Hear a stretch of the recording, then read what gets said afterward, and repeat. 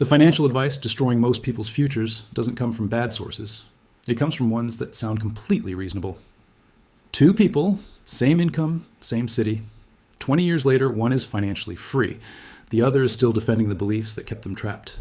These aren't fringe ideas. They're the ones your parents taught you, the ones your coworkers repeat, the ones that feel like wisdom precisely because they've never been questioned. Waiting just 10 years to start investing on $300 a month costs you over $500,000, not from bad decisions, from one belief held quietly for 1 decade. In the next few minutes, I'll break down all 7 beliefs, exactly why they feel right, and what replacing each one actually looks like. This isn't about making you feel bad about past decisions. It's about giving you clarity, because the most expensive thing in anyone's financial life is rarely a bad investment or a single poor purchase. The most expensive thing is a wrong belief held for a long time. Let's begin. Before we get into the 7 beliefs, I want to introduce one concept that runs underneath all of them. I'm calling it the belief trap. Here's how it works. Human beings don't make financial decisions with raw logic. They make financial decisions with narratives. Stories they tell themselves about what money is, what it means, and how it behaves. These narratives become beliefs. And beliefs, unlike facts, are rarely examined. They're just carried. The belief trap is the mechanism by which a financially destructive idea survives inside your mind, not because it's true, but because it feels true, sounds reasonable, and is socially reinforced. The trap has 3 stages. First, you adopt the belief, usually from someone you trust, a parent, a teacher, a culture, or a financial system that benefits from your compliance. Second, you use the belief to make decisions repeatedly over months and years. Third, the consequences of those decisions arrive slowly, and by the time they're visible, the belief has already shaped so much of your life that you defend it rather than question it. The belief trap is not about stupidity. Some of the most intellectually sophisticated people in the world are deeply trapped. It's about the fact that a wrong belief, applied consistently, produces consistently wrong outcomes, and most people only measure outcomes, not the beliefs that cause them. Now, let's talk about the 7. Belief 1, I'll start saving when I earn more. This is perhaps the most universally held money belief in existence, and it sounds completely reasonable. Of course, you'll save more when you have more. That's just logic. The problem is that this belief isn't describing a financial reality. It's describing a psychological fantasy. Here's what actually happens when income increases. Expenses increase to match it. This isn't a character flaw. It's a deeply studied behavioral phenomenon called lifestyle inflation. When you earn more, your reference point for normal shifts upward. The apartment you thought was comfortable suddenly feels too small. The car that worked perfectly well starts to look insufficient next to your new colleagues. Your social circle changes. Spending norms change with it, and before any of that extra income has a chance to become savings or investment, it's already been allocated mentally, sometimes before it even arrives. Think about what this belief is actually saying when you decode it. It's saying, my future self will have more discipline than my current self. But your future self will have the same psychology as your current self, just with higher expenses, higher stress, and higher social expectations. The future self rarely saves more. It just spends more on different things. The data on this is brutal. Studies on income and savings rates consistently show that people at higher income levels do not automatically save higher percentages of their income. In fact, in many cases, people earning 2 or 3 times more than they did a decade ago have less in savings, not because they're irresponsible, but because their financial infrastructure never changed. The habits didn't change. The system didn't change. Only the numbers changed. The real principle here is this. The percentage matters more than the amount. If you cannot save 10% of $1,000, you will not save 10% of $5,000. The percentage is a behavior, and behaviors don't upgrade automatically with income. They have to be deliberately redesigned. The belief that you'll start later is not a plan. It's a postponement. And every year of postponement at a compounding rate is not just 1 year lost, it's a geometric loss. We'll get to the specific numbers shortly. Booty understand this first. The belief itself is the mechanism of delay. It gives delay a rational disguise. Belief 2. Renting is throwing money away. This one is deeply embedded in the cultural DNA of entire generations.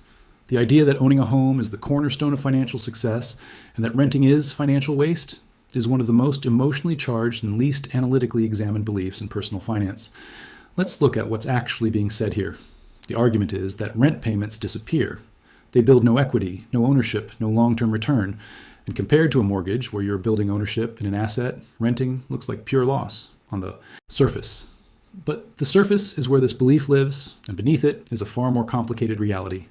When you buy a home, you do not simply pay a mortgage and build equity. You pay property taxes every single year. You pay maintenance costs.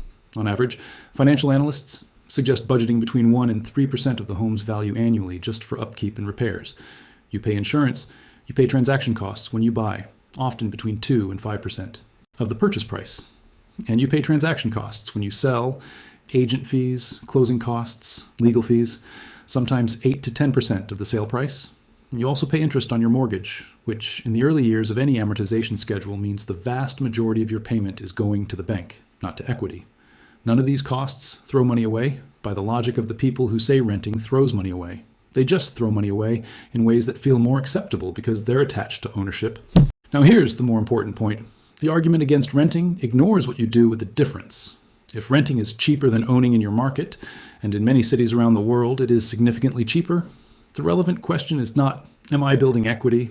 The relevant question is, what am I doing with the gap? If you rent for less and invest the difference into diversified assets over 10 or 20 years, the mathematical outcome can be far superior to owning. The opportunity cost of a down. Payment sitting in a house rather than being invested is not zero. It's enormous. The belief that renting is throwing money away often functions as a substitute for actual financial analysis. It's a cultural verdict, not a financial one. And for millions of people, that verdict keeps them house rich and cash poor, asset heavy, opportunity light. This doesn't mean buying a home is always wrong. Context matters enormously. But the belief, rigid, universal, unexamined, is what causes damage. When you approach homeownership as an identity milestone, rather than a financial decision, you make it with your emotions and defend it with borrowed logic. Belief 3, I don't earn enough to invest. Let's be precise about what this belief does. It creates a threshold, an imaginary income level below which investing seems pointless or impossible. And because that threshold feels logical, because you can easily convince yourself that small amounts won't make a difference, you wait. And while you wait, time passes. And in investing, time is not just a factor. Time is the mechanism. Here's what most people don't viscerally understand about compound growth. It's not linear. It doesn't move in a straight line where each year adds the same amount. It accelerates. The early years are slow, painfully, discouragingly slow. But the later years are explosive, and you only access the explosion if you survive the slow part. The people who say they'll invest when they earn more are skipping the slow part, which means they will never reach the explosion. Put this in concrete terms. If you invest $50 a month starting at 22 years old, assuming a historical average market, return of around 8% annually, by the time you're 62, you have roughly $160,000. Now consider someone who waits until they earn more and starts at 32 with the same $50 a month. Same rate of return, same discipline. At 62, they have $70,000, not $50,000 less, $90,000 less, from waiting 10 years on $50 a month.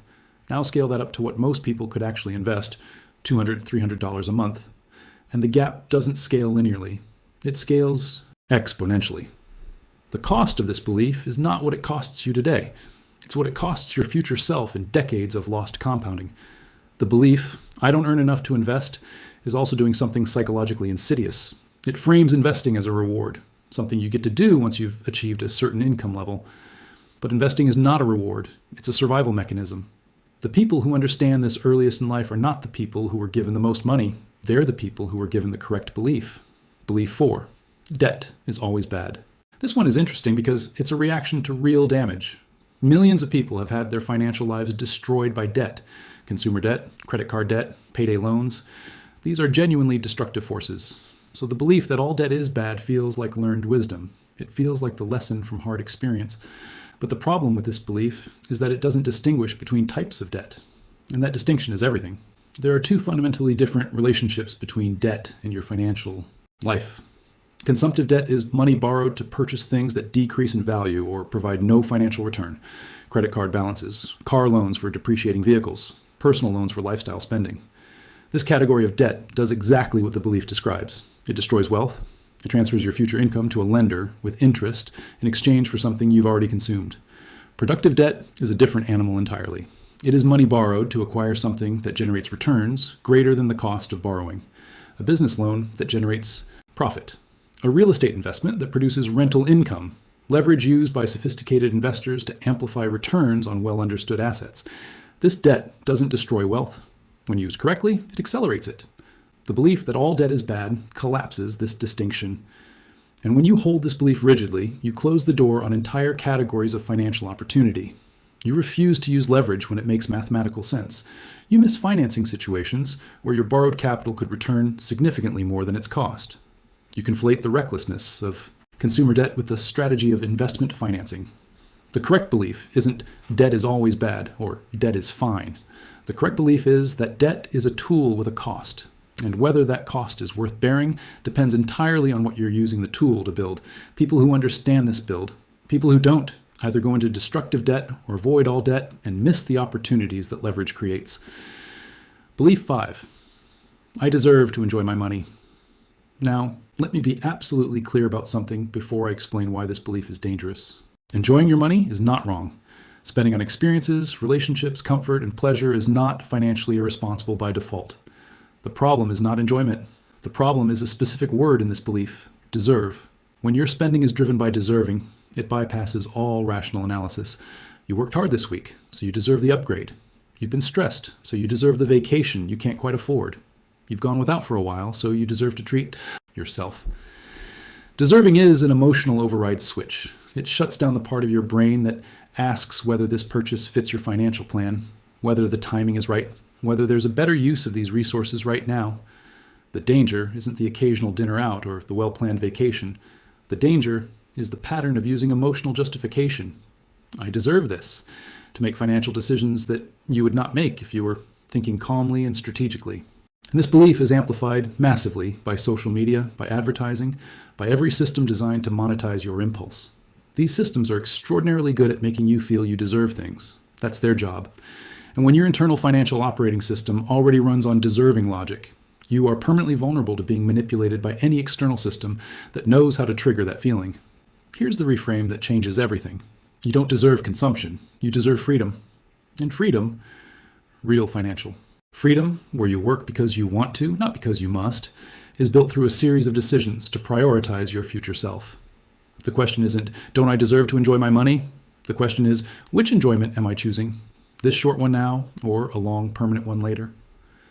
Every significant financial decision you make is, in some sense, a vote for one version of your future or another. The belief that you deserve pleasure now consistently votes against the version of your future that has the most freedom. Belief 6. I'm not a numbers person. Finance isn't for me. This belief is fascinating because it's not really a financial belief at all. It's an identity belief. And identity beliefs are the most powerful category because they're not about what you should do. They're about who you are. And who you are doesn't change with information. Who you are changes with different internal decisions over time. I'm not a numbers person is a complete outsourcing of financial responsibility dressed up as self-knowledge. What it really means is I've decided that understanding money is not part of my identity, and therefore I don't have to engage with it. And if you've decided that, then no book, no video, no financial advisor can help you, because you've already concluded the information isn't for you. Here's the reality. Modern personal finance does not require mathematical sophistication. It requires literacy. It requires the ability to understand 3 or 4 core concepts: compound growth, inflation, risk and return, the time value of money, and to apply them to decisions you're already making. None of this requires being a numbers person in any meaningful sense. A person who cannot solve a differential equation can absolutely understand that investing early beats investing late, that fees erode returns, and that high-interest debt should be eliminated before low-return savings are accumulated. The identity belief, finance isn't for me, creates a specific pattern of behavior. It leads people to hand their financial decisions to others without adequate understanding of what those others are doing or why. It leads people to avoid reading financial contracts because it's too complicated. It leads to years of paying fees that are never questioned, accepting financial products that aren't in their best interest, and making no strategic decisions at all, which is itself a strategic decision, just an unconscious one. The cost of this belief is not just the money you lose, it's the authority you surrender over your income, over your time, over your choices. When you decide finance isn't for you, you've decided that other people will make your most important decisions for you. And those other people, whether they're financial institutions, employers, or advisors with conflicts of interest, will make those decisions in favor of their own interests first. Becoming financially literate isn't about becoming a different person. It's about deciding your life is worth understanding. Belief 7. If I work hard enough, everything will work out. This is the belief that ties all the others together And it's the most emotionally difficult to address because it's built on something genuinely admirable: work ethic. The willingness to put in effort, to push through difficulty, to persist. Now, these are real virtues. But hard work as a financial strategy, divorced from financial design, is a recipe for exhausted poverty. The economy you live in is not structured to automatically reward labor with wealth accumulation. It's structured to reward ownership. The people who accumulate significant wealth are not, on average, the people who work the hardest. They're the people who position their capital, whether that's money, skills, intellectual, property, or relationships, in ways that generated returns beyond their personal hours worked. Hard work is necessary, but it's not sufficient. And the belief that it's sufficient causes people to put all of their energy into earning and none of their energy into designing. Designing what? Designing the system that their money moves through, designing the investment structure, designing the tax strategy, designing the career trajectory, not just for next year, but for the next decade. The person who works 12 hours a day and spends nothing on financial infrastructure, no investments, no assets, no passive income streams, is renting their future to their employer by the hour. And the moment they can't work those hours, through illness, through displacement, through economic change, the entire structure collapses. Hard work built it. But hard work alone can't survive disruption. The belief also has a subtle psychological function. It allows people to feel virtuous, regardless of their financial outcome. I worked hard. I did my part. Whatever happens, happens. This is morally comfortable, but financially catastrophic. Your future doesn't care how hard you worked. It responds to the decisions you made and the systems you built. Real financial progress is not about working harder inside a broken system. It's about building a better system while you work. Let's get specific about what these beliefs actually cost. Not in abstract terms, but in real numbers over real time. The average person who delays investing by 10 years, starting at 32 instead of 22, with a modest monthly contribution of $300 at an 8% annual return, accumulates approximately $420,000 by retirement age. The person who started at 22 with the same contribution accumulates approximately $950,000. The cost of that 10-year delay is over $500,000, not from spending recklessly, not from making bad investments, from holding one belief for one decade. On the debt question, the average credit card interest rate in many developed economies sits around 18 to 22% annually. If you carry a $5,000 balance at 20% interest and make only minimum payments, you will pay that balance off in well over 15 years, and you will pay more than $12,000 in total, more than double the original balance, for the privilege of the original purchase. On housing, analysis by financial economists has repeatedly shown that in major urban markets, the total cost of ownership, including mortgage interest, maintenance, taxes, insurance, and transaction costs, frequently exceeds the cost of renting. Comparable housing for periods of up to 15 years, especially when the renter invests the down payment and monthly savings differential in market rate assets. This doesn't mean renting is always better. It means the universal belief that buying is always better is demonstrably wrong. On lifestyle inflation, research on income and happiness shows diminishing returns to income beyond a certain threshold of comfortable security.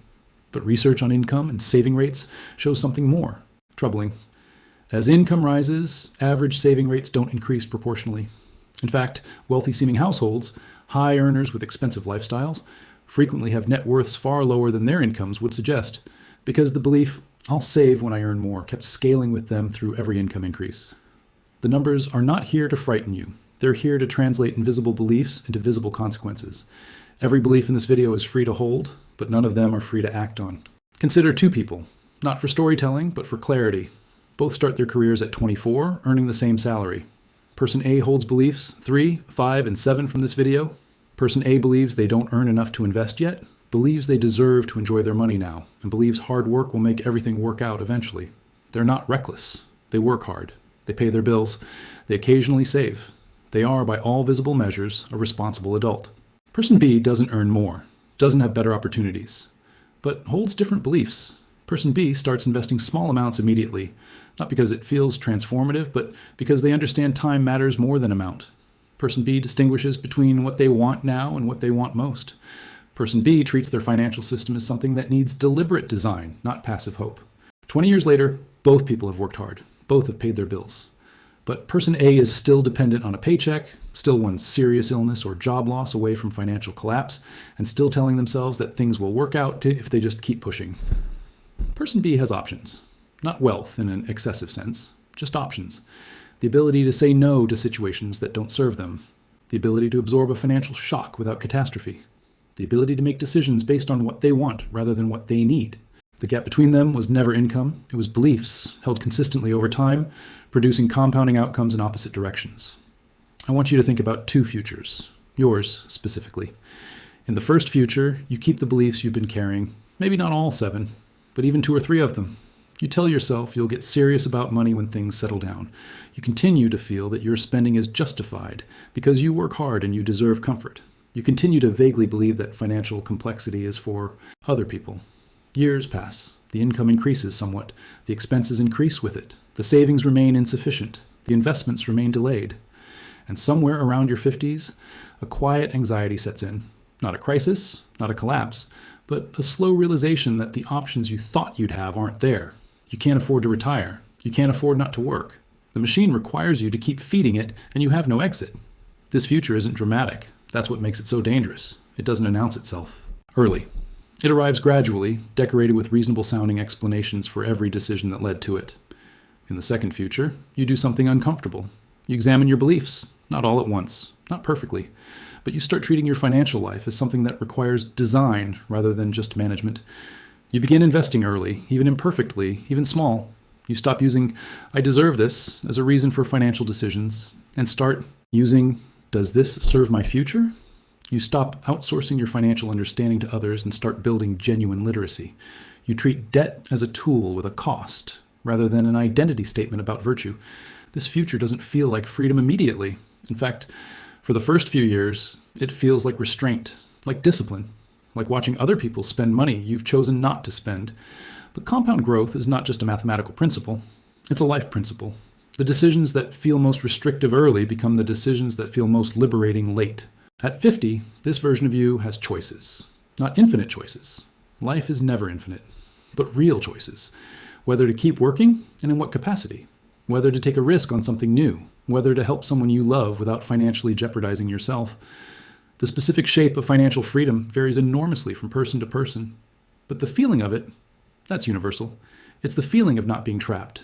These two futures are available to the same person. The only variable is which beliefs they carry.